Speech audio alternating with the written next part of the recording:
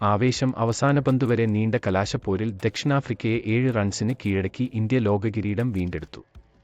അവസാന ഓവറിൽ ദക്ഷിണാഫ്രിക്കയ്ക്ക് ജയിക്കാൻ വേണ്ടിയിരുന്നത് 16 റൺസ്. ഹാർദിക് പാണ്ഡ്യ എറിഞ്ഞ 20ാം ഓവറിലെ ആദ്യ പന്ത് ഡേവിഡ് മില്ലർ ബൗണ്ടറിക്ക് മുകളിലേക്ക് പറത്തി. റോപ്പിന് തൊട്ടടുത്തുനിന്ന സൂര്യകുമാർ യാദവ് പന്ത് കൈക്കലാക്കുമ്പോഴേക്കും നിലതെറ്റി.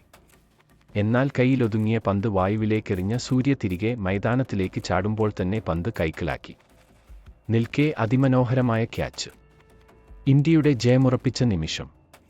അവസാന ഓവറിലെ 5ാം പന്തിൽ റബാഡയെ പാണ്ഡ്യ കുൽദീപ് യാദവിന്റെ കൈയിലെത്തിച്ചതോടെ ദക്ഷിണാഫ്രിക്കയുടെ കഥ കഴിഞ്ഞു. 2007 ശേഷം ഇന്ത്യ ആദ്യമായി ലോക ചാമ്പ്യന്മാർ.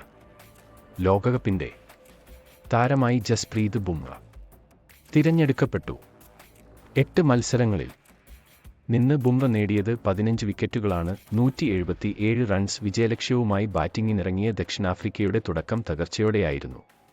ബുംറയുടെ ആദ്യ ഓവറിലെ 3ാമത്തെ പന്ത് ഓപ്പണർ റീസ ഹെൻഡ്രിക്സിന്റെ ഓഫ് ഇളക്കി കടന്നുപോയി.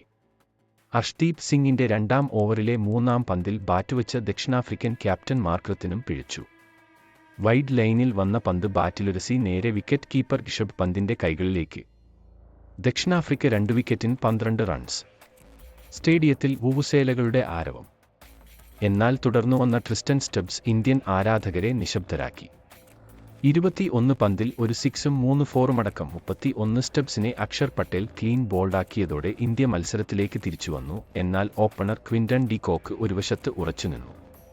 അപകടകാരിയായ ഹെൻറിച്ച് ക്ലാസൻ ഒപ്പമെത്തിയതോടെ കളി ദക്ഷിണാഫ്രിക്കയ്ക്ക് അനുകൂലമായി. തുടരെ സിക്സറുകൾ പറത്തി ക്ലാസൻ ഇന്ത്യയെ വിറപ്പിച്ചു. രോഹിത് ശർമ്മ ബോളർമാരെ മാറി പരീക്ഷിച്ചെങ്കിലും ഫലമുണ്ടായില്ല. ഒടുവിൽ 12ാം അർഷ്ദീപ് സിംഗിനെ തിരിച്ചുവിളിച്ച രോഹിത്തിന്റെ നീക്കം ഫലം കണ്ടു. ഡി കോക്ക് തേർഡ് മാനിലേക്ക് ഉയർത്തിവിട്ട പന്ത് കുൽദീപ് യാദവിന്റെ കൈകളിൽ. ദക്ഷിണാഫ്രിക്ക 4ന് 106. ഡേവിഡ് മില്ലറിനൊപ്പം ക്ലാസൻ കടന്നാക്രമണം തുടർന്നപ്പോൾ ഇന്ത്യ പതറി.